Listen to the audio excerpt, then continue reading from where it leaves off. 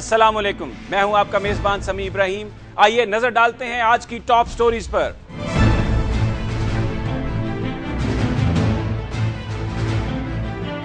इमरान खान कल supreme court में पेश होंगे। पाक अमेरिका स्ट्रेटेजिक ताल्लुकात बहाल। ईरान पाकिस्तान गैस पाइपलाइन पर अमेरिकी पाबंदियां खत्म करने की सिफारिश करूंगा, जॉन कैरी।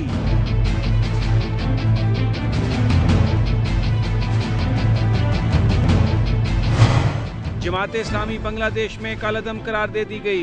मगरब की इस्लामी तहरीकें दबाने की साजिशें नाकाम होंगी, मुनव्वर हसन।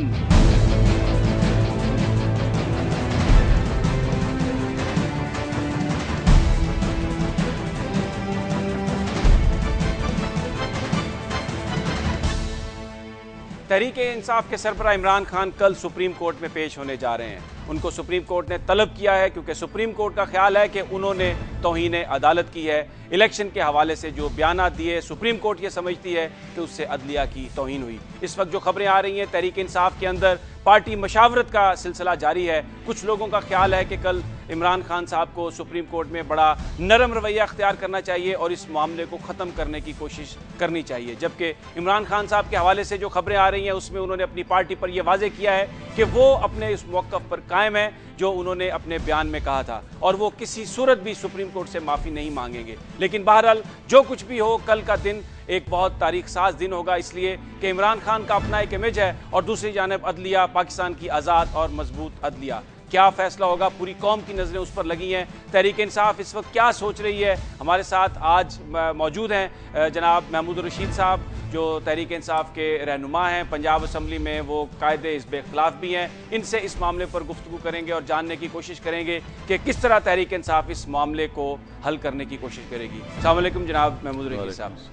कल ये खबरें आई हैं कि इमरान खान साहब ख़ुद पेश होंगे सुप्रीम कोर्ट में और जो तौहीन अदालत का जो नोटिस है उसका वो जवाब देंगे। ये बयान कीजिएगा, इस वक्त आपकी पार्टी में क्या सोच है इस सारी सूरत हाल के हवाले से? क्या आप देखते हैं कि ये सब कुछ क्यों हुआ, इसके पीछे क्या मुहर्रकात हैं? क्योंकि बहुत सारे और भी ऐसे कायदीन हैं जिन्होंने बड़ी सख्त गुफ्तगू की है लेकिन सुप्रीम कोर्ट ने उनको नोटिस नहीं भिजवाए। देखिए, इसमें मैं ये समझता हूँ कि जहाँ तक अदलिया का मामला है उसमें इमरान खान PTI ने हमेशा अदलिया का एहतराम किया है और कभी अदलिया की तौहीन या तज़हीक के मानों में कभी हमने बात नहीं की एज अ पार्टी और Imran Khan as a leader. जो प्रेजेंट अदलिया है इसकी रेस्टोरेशन के लिए हमारी एक तवील जद्दोजहद है और पिछले दौर में जब अदलिया पर बराह रास्त बहुत सख्त किस्म की तनकीद की गई, इसका मजाक उड़ाया गया पीपल्स पार्टी के मुख्तलिफ लीडर्स की तरफ से, बहुत ही सख्त किस्म का ज़ाती एतबार से भी चीफ जस्टिस के ऊपर बातें हुई, तो हमने हमेशा डिफेंड की एज इंस्टीट्यूशन और अदलिया के एहतराम की बात की। बात यह है कि इमरान खान ने जो बात की वो अमूमी बात थी और उसमें ख़ास तौर पे इलेक्शन कमीशन को हमने फोकस किया कि इलेक्शन कमीशन जो है वो फेयर, फ्री, ट्रांसपेरेंट इलेक्शन करवाने में नाकाम रहा है और रिटर्निंग ऑफिसर्स का हमने नाम लिया। वो उस वक्त भी लिया, अब भी ले रहे हैं और आइंदा भी लेते रहेंगे। एक जज जब रिटर्निंग ऑफिसर बन जाता है तो वो जज नहीं होता, वो कोर्ट के अंदर जज के तौर पे फ़राइज़ सरअंजाम नहीं दे रहा होता, वो उसके इंतज़ामी इख्तियारात होते हैं और उसके कंडक्ट को ज़ेर बहस लाया जा सकता है। और हमें जो सबसे बड़ी जो शिकायत रही कि वो जो रिटर्निंग ऑफिसर्स थे वो परफॉर्म करने में और फेयर, फ्री और ट्रांसपेरेंट इलेक्शन के सिलसिले में जो इक़दामात किए जाने चाहिए थे उसमें वो बुरी तरह से नाकाम हुए। ये अमूमी हमारा था। इलेक्शन कमीशन को हमने कंडेम किया, क्रिटिसाइज़ किया और लेकिन इसमें जी दुरुस्त फरमा रहे हैं आप, लेकिन एक और बात भी खान साहब ने कल जो बात कही परसों, जो एक मुतनाज़ा बयान जो बनाया सुप्रीम कोर्ट की नज़र में जो मुतनाज़े है, उसमें उन्होंने ये कहा कि जब हमने अपील की कोर्ट में हल्का 103 की, उन्होंने मिसाल देके कहा कि उसको तो फौरी तौर पर फैसला उन्होंने कर दिया क्योंकि उसमें नून लीग या कोई इंडिपेंडेंट उम्मीदवार का मामला था और जो हमारे कैंडिडेट थे उनका जो मामला है वो ट्रिब्यूनल्स में भेज दिया। और फिर उन्होंने ये भी कहा कि हमने बार बार ये कहा है कि जो 4 ऐसी कंस्टिट्यूएंसीज को निकाल के जो फिंगरप्रिंट्स हैं उस पर वो कर ली जाए, तहकीक कर ली जाए कि कहीं बैलेट पेपर गलत लोगों को तो नहीं मिले। लेकिन उनका ये कहना था कि अदलिया से उनकी सुनवाई नहीं हुई। बात तो ये फैक्ट्स के ऊपर मबनी है ना जी। इसमें कहीं कोई तज़हीक का पहलू नहीं निकलता। वो अगर हमने ये शिकायत की और हमारा ऑन रिकॉर्ड है ये सारी चीज़ें कि 4 हलकों के बारे में जब हमने हमारे तहफ़्फ़ुज़ात थे वहाँ पर हमारी पिटीशंस पेंडिंग हैं, आज ये 2 माह का तकरीबन अरसा होने को है और बाज़ पिटीशंस फौरी लगती हैं, उसका डिसीजन हो जाता है। तो ये उन्होंने एक अमूमी बात की है कि हमें जो इंसाफ दरकार है और हम इंसाफ के तलबगार हैं, उसके बारे में फ़ैसले में डिले हो रहा है। और ये बात भी हम लोग अक्सर ये कहते रहे और लोगों ने भी कही कि बस छोटे छोटे मामलात पे सुप्रीम कोर्ट ने सुओ मोटो लिया। ये इतना बड़ा मसला था और इमरान खान बहरहाल एक नेशनल लीडर है, वो एक बड़ी पॉलिटिकल पार्टी जिसे एक इंस्टीट्यूशन के तौर पे हम लेते हैं, उसको वो हेड कर रहे हैं। उन्होंने ये बात की है तो मेरा नहीं ख्याल कि इसमें किसी जगह कोई हमने पिन पॉइंट करके चीफ जस्टिस की कोई तौहीक की है या तौहीन की है। हमें हमेशा ये मुतालबा रहा है कि इसमें हम इंसाफ के तलबगार हैं और इंसाफ हमें मिलना चाहिए। और वो जो 4 हलकों की बात है उसमें भी मेरा ख्याल है आज 2 महीने होने को हैं, वो पेंडिंग चली आ रही है, जबकि हर तरफ लोगों के अंदर अदम इत्मीनान है। और उस हवाले से अगर अदलिया फौरी तौर पर इसका कोई एहतमाम करती तो उसमें मेरा ये ख्याल है कि कोई ऐसी जल्दबाजी वाली बात भी नहीं थी, लेकिन हमें इंसाफ मिलता। तो हमें इंसाफ नहीं मिला और इसी रेफरेंस में, इसी कॉन्टेस्ट में उन्होंने बात की। हमारा ज़्यादा जो सारा क्रिटिसिज्म था वो तो इलेक्शन कमीशन के कंडक्ट के ऊपर था, इलेक्शन कमीशन के इक़दामात के ऊपर था कि इलेक्शन कमीशन ने बर वक्त वो इक़दामात नहीं किए कि जिससे सिर्फ PTI नहीं, पूरे मुल्क की तमाम बड़ी पॉलिटिकल पार्टीज़ को एतराज़ है कि ये एक कंट्रोवर्शियल इलेक्शन है, ये ट्रांसपेरेंट, फेयर एंड फ्री इंतखाबात नहीं है, इसके अंदर बड़े पैमाने पर रिगिंग हुई है। अमला जो है वो बड़ी मिली भगत के साथ रिटर्निंग ऑफिसर्स के वहाँ तैनात हुआ है और कई पोलिंग स्टेशनों के ऊपर उसका वाइट पेपर हम मेरा ख्याल है कल या परसों वो हम शाया कर रहे हैं, जो आप सबको पूरी कौम के सामने बेनकाब करेगा कि इन इंतखाबात के अंदर क्या क्या कुछ नहीं किया गया। महमूद रशीद साहब, आप हमारे साथ रहिए। नाज़रीन, जहां पर वक्त हुआ एक ब्रेक का, और ब्रेक के बाद हम महमूद रशीद साहब से पूछेंगे कि अब कल जब जाएंगे तहरीक इंसाफ के सरबराह इमरान खान सुप्रीम कोर्ट में, तो कुछ वो हमें अगर बता सकें कि क्या उनकी स्ट्रेटजी होगी, किस तरीके से वो सुप्रीम कोर्ट का फैसला करेंगे, और फिर क्या इन्होंने कोई कंटिजेंसी प्लान बनाया है कि अगर कोई ऐसा फैसला होता है कोर्ट में जो ये तवक्को नहीं कर रहे तो फिर इनकी पॉलिटिक्स किस तरह होगी। लेकिन ये सब कुछ एक ब्रेक के बाद, हमारे साथ रहिए।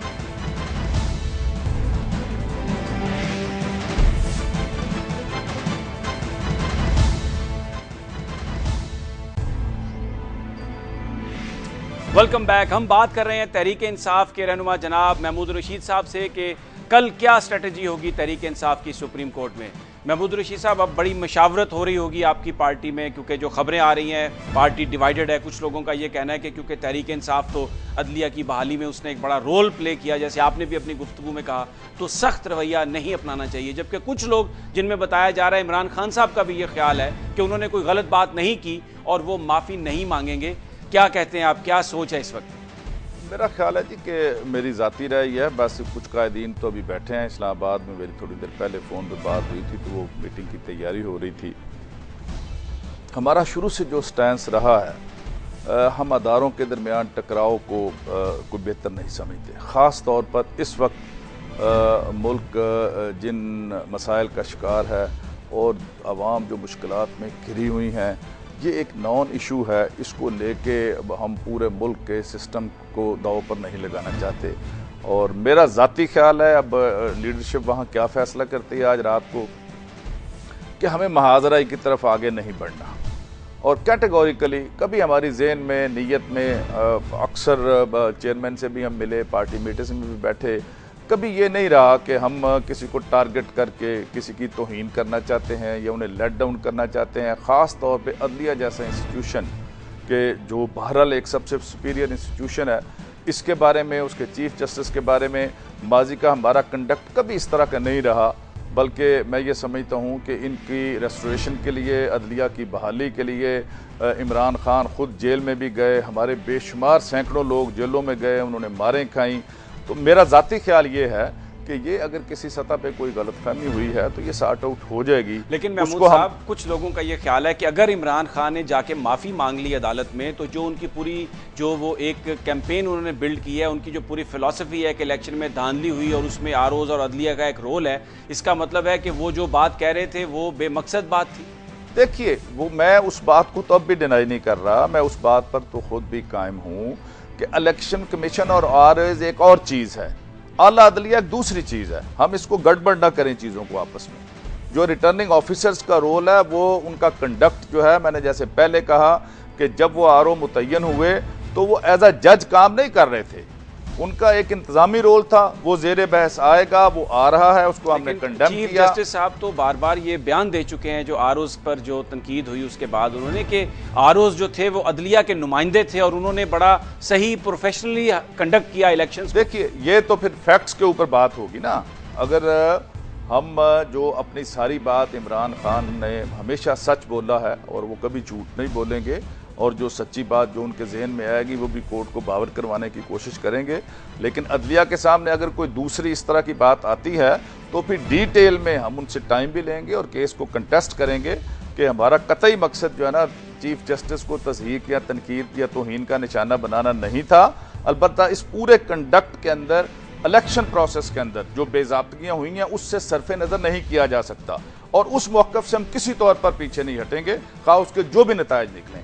इसलिए कि हम हक़ाइक़ के ऊपर हमने सारी बात की है। जैसे मैंने पहले कहा कि हम वाइट पेपर लेके आ रहे हैं, कि ये कोई खेल तमाशा नहीं है कि आप किसी पार्टी के लाखों का मैंडेट को चुरा के ले जाएं, और ये सारे डिपोसले हैं ये इंतखाबात के।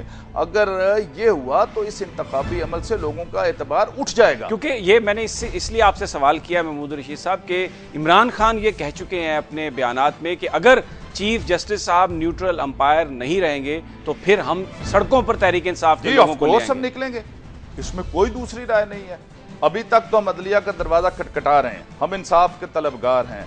हमने पहले यहाँ पर हमने कोई एजिटेशन की कॉल नहीं दी अब तक। ये एक स्पॉन्टेनियस रिएक्शन था लोगों का।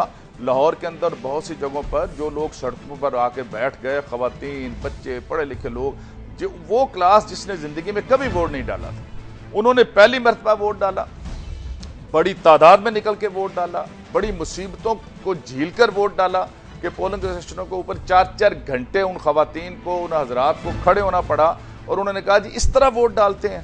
और जब वोट के नताइज सामने आए तो बिल्कुल वो उन्होंने रिएक्ट किया कि ये सारा कुछ हमने तो वोट किसी और जगह डाले थे, ये वोट कैसे यहाँ से निकल आए। और फिर ये खाली खोली बातें नहीं हैं, हमारे पास वो सॉलिड प्रूफ है। जब वाइट पेपर पे आ जाएगा कि एक पोलिंग स्टेशन पर 1200 वोट है, वहां से 1500 निकल रहे हैं, एक पोलिंग स्टेशन पे 600 वोट है, वहां से 900 निकल रहे हैं, तो ये सारी चीजें जुटलाई नहीं जा सकती। हमारे पास ठोस आप इसको बिल्कुल लड़ेंगे, अच्छा जिसको प्रूव करेंगे। क्योंकि वक्त कम है, सिर्फ इस बात का जवाब दे दीजिए कि बहुत सारे और कायदीन भी हैं, रहनुमा हैं, वकला हैं, जिन्होंने बड़ी सख्त स्टेटमेंट्स दी हैं अदलिया के हवाले से, नाम लेके चीफ जस्टिस साहब के हवाले से, उनको तो नोटिस जारी नहीं हुआ। आप क्या समझते हैं, क्या वजह है कि खान साहब को नोटिस दिया गया? वजह का तो नहीं पता, लेकिन इमरान खान जब एक बात कहता है तो करोड़ों लोग उससे मुतासर होते हैं, लाखों नहीं, करोड़ों लोग, सिर्फ पाकिस्तान में नहीं पूरी दुनिया में। वो एक क्रेडिबल शख्स है, वो बगैर सोचे समझे वैसे जो है ना वो बात नहीं कहता, और उन्होंने बड़ी सोच समझ के बात की है, जो भी बात की है, और ही मीन इट।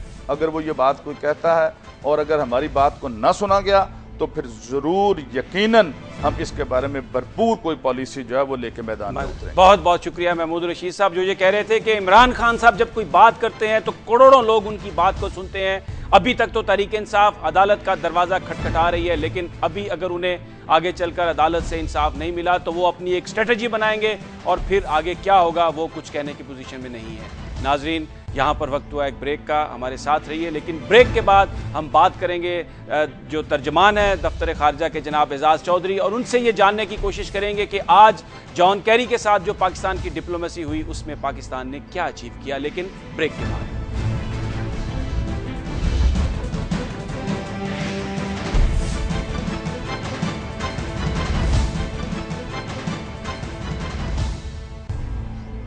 अमरीकी सेक्रेटरी खारजा जॉन कैरी ने आज इस्लामाबाद में एक भरपूर दिन गुजारा। पाकिस्तान और अमरीका के दरमियान सफारतकारी अपने अरूज पर थी।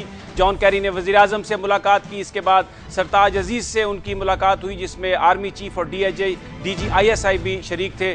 तमाम अमूर पर बताया जा रहा है गुफ्तगू हुई। उसके बाद एक जॉइंट प्रेस कॉन्फ्रेंस भी हुई, जिसमें जॉन कैरी का ये कहना था कि अमेरिका के दुश्मनों के खिलाफ हमले जारी रहेंगे, जिसके हवाले से जो सियासी जो तज्ज़िया निगार है उनका ये कहना है कि ये एक मैसेज था इस्लामाबाद को कि पाकिस्तान पर ड्रोन हमले जारी रहेंगे। इसके अलावा तहरीक इंसाफ के सरबराह जनाब इमरान खान से भी जॉन कैरी की मुलाकात हुई। ये भी ऐलान हुआ इन मुलाकातों के बाद जो जॉन कैरी की सफारतकारी थी पाकिस्तानी हुकाम के साथ के जो स्ट्रेटेजिक डायलॉग है पाकिस्तान और अमेरिका के दरमियान, उसको आइंदा 6 माह में रिवाइव कर दिया जाएगा। लेकिन और क्या गुफ्तगू हुई, पाकिस्तान ने क्या अचीव किया इस सारी सफारतकारी में, ये इन मौज़ूआत पर बात करने के लिए हम दफ्तर खारजा के तर्जुमान जनाब एजाज़ चौधरी की तरफ चलते हैं। अस्सलाम वालेकुम जनाब एजाज़ साहब, ये बयान कीजिए कि ये जो आज सारी हुई सफारतकारी पाकिस्तानी हुकाम और जॉन कैरी के दरमियान, क्या अचीव किया है पाकिस्तान ने इस सारी सफारतकारी में? देखें, पाकिस्तान और अमेरिका के दरमियान जो ताल्लुकात हैं वो बहुत अहमियत के हामिल हैं। ये दोनों मुल्कों के दरमियान कई किस्म की रिलेशनशिप रही हैं, सियासी मैदान में, दिफाई में, इक़्तिसादी में, तजारती में। तो आज के मुज़ाकरात की हाईलाइट ये है कि जो दोनों मुल्कों के दरमियान एक आला सतही स्ट्रेटजिक डायलॉग था, जो सलाला वाक़े के बाद सुस्त रवि का शिकार था, उसको रिज्यूम करने का, दोबारा से जारी करने का इरादा कर लिया गया है। और इसके साथ ही साथ वो तमाम 5 जो वर्किंग ग्रुप्स थे जो मुख्तलिफ़ शोबों में जिन्होंने काम करना था, तवानाई के शोबे में, इक़्तिसादियात और फाइनेंस के शोबे में और दूसरे शोबों में, उन्होंने भी अपना काम जो है वो अगले चंद महीनों में शुरू कर देना है। तो उस लिहाज से दोनों मुल्कों के दो तरफा ताल्लुकात को गहराई और वुसअत देने में मदद मिली। चौधरी साहब, आज जॉन कैरी का ये कहना था कि जो अमरीकी दुश्मन है उन पर हमले जारी रहेंगे, और इसके साथ उनका ये भी कहना था कि दहशत गर्दों की पनाह गाहें ख़त्म करने के मामले पर भी गौर हुआ। तो ऐसा लग रहा है कि जो उनका अपना मौक़िफ़ था अमरीका का पुराना, जिसमें ड्रोन हमले भी जारी रहेंगे और ये कि पाकिस्तान में दहशत गर्द पनाह लिए हुए हैं, उसमें तो हमें कोई तब्दीली नज़र नहीं आई। देखिए, ड्रोन हमलों के मामले में तो मौक़िफ़ बड़े दो टोक अंदाज में हमारे वफ़द ने उनको पहुंचाया, और इसका इजहार प्रेस कॉन्फ्रेंस में जब दोनों वज़राए ख़ारजा ने की तो उस वक्त ये वाज़ेह तौर पर सामने आ गया। दोनों मुल्कों के दरमियान दहशत गर्दी के ख़िलाफ़ जंग करने के लिए मुख्तलिफ़ जो मैकेनिज़म्स हैं, उनमें से एक मैकेनिज़म एक वर्किंग ग्रुप भी है, जिसका मैंने अभी जिसमें कहा कि स्ट्रेटजिक डायलॉग के तहत एक वर्किंग ग्रुप है। उनमें से एक वर्किंग ग्रुप जो है वो दहशत गर्दी के ख़िलाफ़ जो जद्दोजहद है उसका भी है। उसमें ये तमाम अमूर जो हैं वो ज़ेर बहस आएंगे। एक डायलॉग है, उनका अपना नुक्ता नज़र है, लेकिन हमारा नुक्ता नज़र भी बड़ा वाज़ेह है। हमारी अफवाज ने, हमारी लॉ इन्फोर्समेंट अथॉरिटीज़ ने बेपनाह कुर्बानियाँ देने के बाद दहशत गर्दी को शिकस्त दे रहे हैं हम, और अभी ये स्ट्रगल जारी है। ये ऐसा नासूर है दहशत गर्दी का जिसके ख़िलाफ़ पूरी पाकिस्तानी कौम मुतहिद है, और हमें किसी और से इस मामले में कोई हम उस तरह तवक्को नहीं करते। ये हम समझते हैं कि इसमें सब जो लोग हैं वो तावन करें, अमेरिका भी और पूरे खित्ते में जितने स्टेक होल्डर्स हैं वो सारे इसमें तावन हमारे साथ कर भी रहे हैं, और हम उसमें जो है एक मैकेनिज़म्स बने हैं जिसमें ये चीज़ें ज़ेर बहस भी आएंगी। एजाज साहब, ये ऐलान किया गया है कि जो स्ट्रेटेजिक डायलॉग है, जो मुख्तलिफ वर्किंग ग्रुप्स की आप बात कर रहे हैं, ये 6 माह के बाद शुरू होगा। लेकिन हम ये देखते हैं कि ख़ासतौर पर तवानाई के शोबे में तो पाकिस्तान एक बड़ी शदीद, उसको फौरी मदद की ज़रूरत है। एक तो ये बयान कीजिएगा कि अगर ये मुज़ाकरात शुरू होने हैं तो ये 6 माह की ताख़ीर क्यों, ये फौरी तौर पर क्यों नहीं शुरू हो सके? देखिए, ये 2010 से ये सिलसिला जो है वो सुस्त रवि का शिकार था, और लेकिन कुछ वर्किंग ग्रुप्स मिलते रहे थे। अब ये तय पाया है कि ये वर्किंग ग्रुप जो है हंगामी बुनियादों पर फौरी अगले चंद महीनों के अंदर अंदर ये मिलें, अपना जो मज़ीद काम करें, स्पेशली तवानाई के शोबे में, इक़्तिसादी तावन के शोबे में, तजारत के शोबे में, दहशत गर्दी के ख़िलाफ़ जो जंग है उसके शोबे में। तो ये सारे मिलेंगे और 6 महीने के अंदर अंदर वज़ारती सतह पर जो है वो डायलॉग होगा, जिसमें उसको देखा जाएगा। अभी हमारी जो मौजूदा हुकूमत है उसके टेक ओवर करने के बाद ये एक बड़ी ही खुशआइंद पेशरफ्त है कि फ़ौरन ही इसके ऊपर अब काम शुरू हो जाएगा। एजाज साहब, जॉन कैरी का ये भी कहना था कि अमेरिका पाकिस्तान की मदद चाहता है यहाँ पर अफगानिस्तान से अमेरिकी फ़ौज के इनखला के हवाले से, तो यकीनन जो अफगान रिकन्सिलिएशन प्रोसेस है उसके हवाले से भी बात हुई होगी। ये बयान कीजिएगा कि अमेरिका किस किस्म की मदद चाहता है पाकिस्तान से मुज़ाकरात को दोबारा शुरू करने के लिए? देखिए, पाकिस्तान से जो उन्होंने ताउन मांगा है वो यही है कि जी इस मुज़ाकराती अमल को, मफाहमती अमल को आगे बढ़ाने में पाकिस्तान ताउन करे, और वो हम कर रहे हैं। हम तो ख़ुद भी कर रहे हैं, बल्कि इस यकीन के साथ कर रहे हैं कि इसके आगे बढ़ने से अफ़गानिस्तान में अमन आएगा, और अमन आने से पूरे खित्ते में अमन आएगा। इस वजह से हम तो अपने मफाद में भी जो है वो बड़े अरसे से कह रहे हैं कि पाकिस्तान के तमाम इदारे, पाकिस्तान की तमाम क़यादत जो है वो यक ज़बान होकर ये कह रही है कि अफ़गानिस्तान के मफाहमती अमल को, मुज़ाकराती अमल को हम हर किस्म की तायद और मुआवनत देंगे। एजाज साहब, जॉन कैरी ने वज़ीर आज़म साहब को दावत दी अमेरिका के दौरे की। ये बयान कीजिएगा कि अलहदा से कोई तारीख तय होगी इसकी, या जब UN जाएंगे वज़ीर आज़म साहब अक़वाम मुत्तहिदा के इजलास में शिरकत के लिए, उसी दौरे में इसकी मुलाकात होगी? इसका वक्त तो अभी तय किया जाएगा सफारती ज़राए के ज़रिए, लेकिन यकीनन जनरल असम्बली में जब जाएंगे न्यूयॉर्क में तो वो एक अच्छा मौका होगा, और अगर ऐसी अपॉर्चुनिटी उठती हुई तो यकीनन ये मीटिंग उस वक्त भी अरेंज हो सकती है। अच्छा, एक और अहम मामला है एजाज साहब, अगर आप इस पे कमेंट कर सकें। अभी तक पाकिस्तान का जो सफारत खाना है अमेरिका में, वाशिंगटन में, कोई सफ़ीर नहीं है, एक्टिंग वहाँ पर सफ़ीर हैं। ये बयान कीजिएगा कि कुछ आपको इल्म है कि कब तक सफ़ीर का तकर्रर हो जाएगा? इसका फैसला हमारी क़यादत करेगी जी, मैं उस पोजीशन में नहीं को कह सकता। बहुत बहुत शुक्रिया जनाब एजाज चौधरी, जो ये कह रहे थे कि आज अमेरिका और पाकिस्तान के दरमियान जो सफारतकारी हुई है उससे दोनों ममालिक के दरमियान ताल्लुकात का एक नया बाब खुलेगा, और उनका ये कहना था कि बहुत जल्द जो स्ट्रेटेजिक डायलॉग हैं वो शुरू होंगे, और ख़ास तौर पर तवानाई के मामले पर ज़रूर पाकिस्तान को अमेरिका की मदद मिलेगी। हमारे ज़राए हमें ये बता रहे हैं कि आज जो मुलाकात हुई, बड़ी अहम मुलाकात थी Sartaj Aziz, DG ISI general Ishfaq Parvez Kayani और जॉन कैरी के दरमियान। उसमें अफ़गानिस्तान में जो आने वाले सदारती इंतखाबात हैं उनके हवाले से बात हुई, क्योंकि 8 अक्टूबर तक जो कैंडिडेट्स हैं उनका नाम जो है वो फाइनल करने होंगे। इसके साथ साथ ये भी बताया जा रहा है कि जॉन कैरी ने ये कहा कि वो जो गैस पाइपलाइन है पाकिस्तान और ईरान के दरमियान, उसके हवाले से पाबंदियां जो अमरीकी हैं उनकी नरमी की वो बात करेंगे। नाजरीन, यहाँ पर वक्त हुआ है एक ब्रेक का, और ब्रेक के बाद हम बात करेंगे जमात इस्लामी के रहनुमा जनाब मुनव्वर हसन साहब से, और उनसे हम रिएक्शन लेंगे उनका, क्योंकि बांग्लादेश में जमात इस्लामी पर पाबंदी लगा दी गई है, और इसके अलावा पूरी दुनिया में जहाँ जहाँ इस्लामी तहरीकें हैं मगरब उनको दबाने की कोशिश कर रहा है। लेकिन ब्रेक के बाद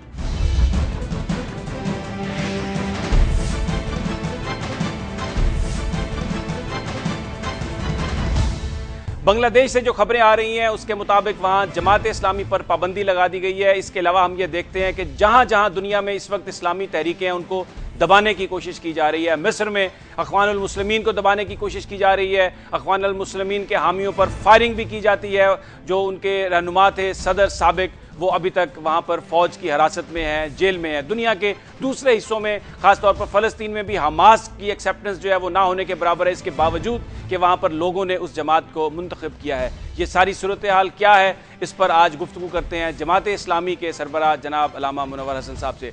अस्सलाम वालेकुम जनाब अल्लामा मुनव्वर हसन साहब। जी वालेकुम अस्सलाम व रहमतुल्लाह।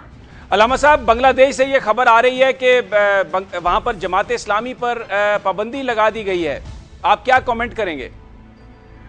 यहाँ जो एक रजिस्ट्रेशन वहाँ पर होता है पॉलिटिकल पार्टीज का, वो कैंसिल कर दिया है और उसको पॉलिटिकल पार्टी की हैसियत से जीने का हक नहीं है, इसका ऐलान कर दिया है। हालांकि पिछले 40-42 साल से जब से बांग्लादेश मौजूद है, जमात इस्लामी की हैसियत से इलेक्शन में हिस्सा भी लेती रही है, पॉलिटिकल रोल प्ले करती रही है, और इस वक्त तो उसका रोल बहुत ही जाइजेंटिक और बड़ा अहम है, इसलिए कि सड़कें भरी हुई हैं एहतजाज करने वालों से, और मुसलसल हड़तालें भी हैं और एहतजाज भी है उन वर्डिक्ट्स के बारे में कि जो ट्राइब्यूनल्स ने जमात इस्लामी की लीडरशिप के बारे में फांसी के हवाले से दिए हैं।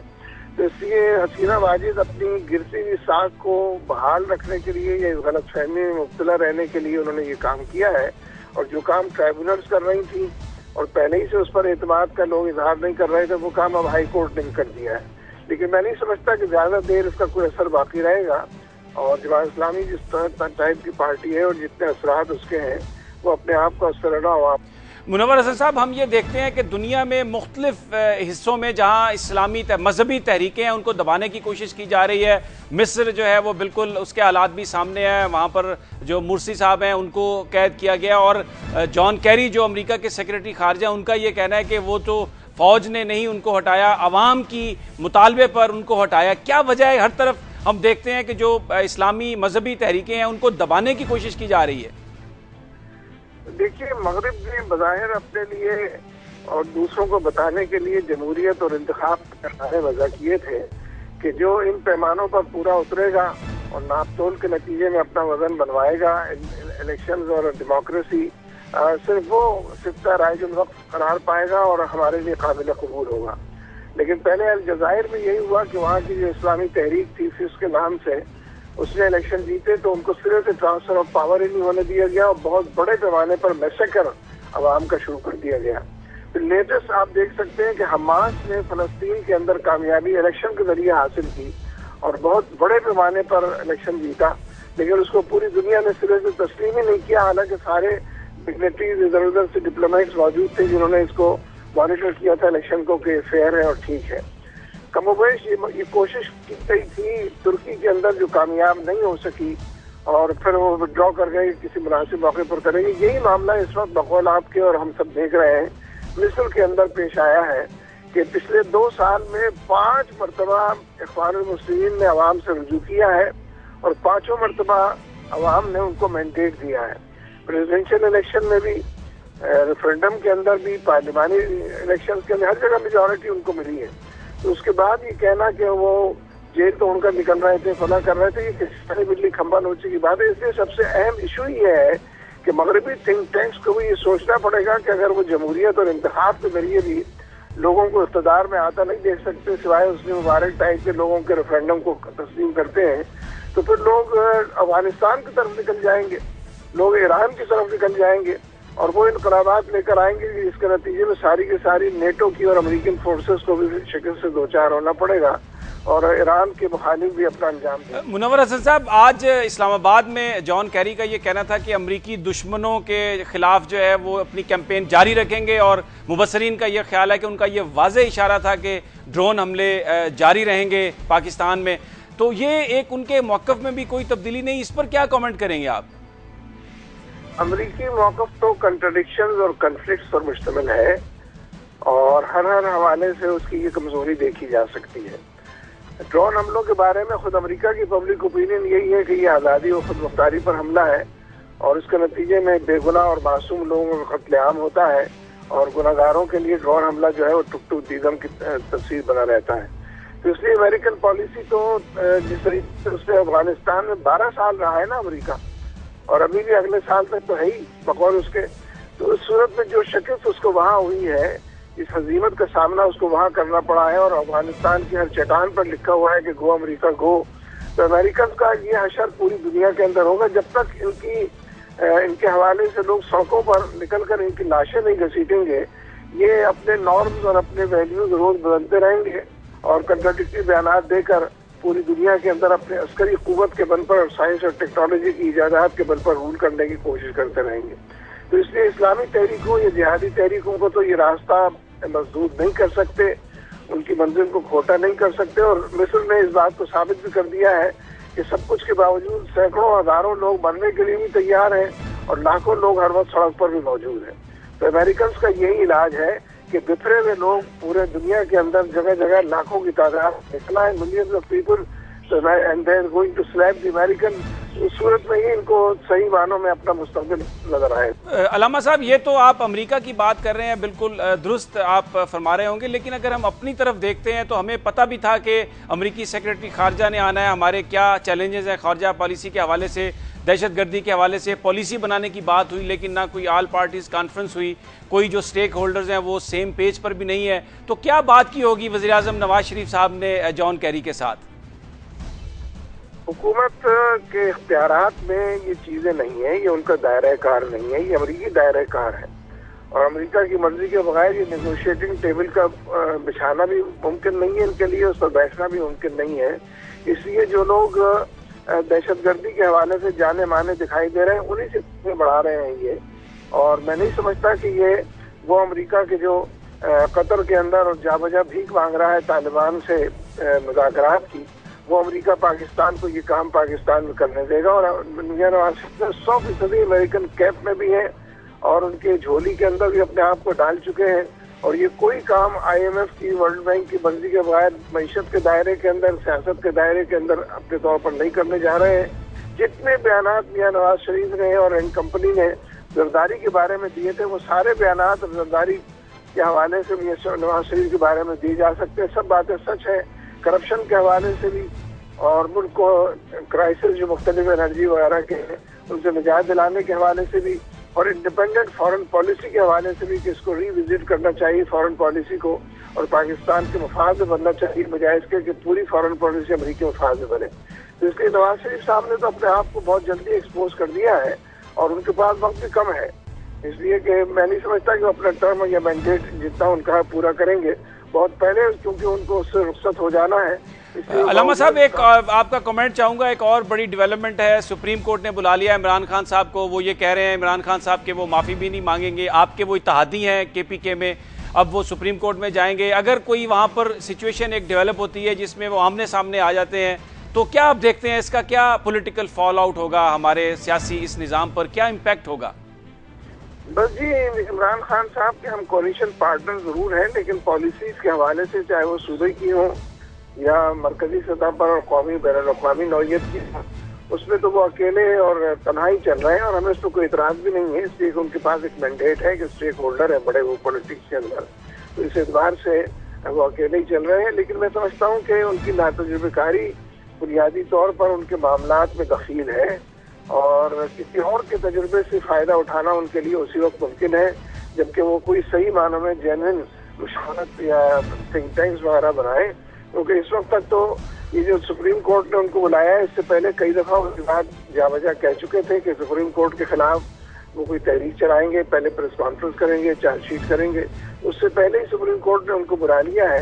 तो मैं समझता हूँ कि उनको तमाम चीजों को रिव्यू करना चाहिए, रिविजिट करना चाहिए और देखना चाहिए कि उनका एजेंडा क्या है और उसकी प्रायोरिटी। बहुत बहुत शुक्रिया जनाब अल्लामा मुनव्वर हसन साहब, जो ये कह रहे थे कि अब इमरान खान साहब को सुप्रीम कोर्ट ने बुला लिया है। खान साहब को चाहिए कि वो अपना मशावरती अमल बेहतर करें और ऐसी किसी पॉलिसी पर चलें जिसमें मुल्क में आगे चलकर इस्तेकाम पैदा हो। नाजरीन, ये था आज का प्रोग्राम, हमें इजाज़त दीजिए। कल फिर आपसे मुलाकात होगी टॉप स्टोरी में नई खबरों और नए तज्जियों के साथ। तब तक अपना और अपने साथियों का ख्याल रखिएगा। अल्लाह हाफिज़।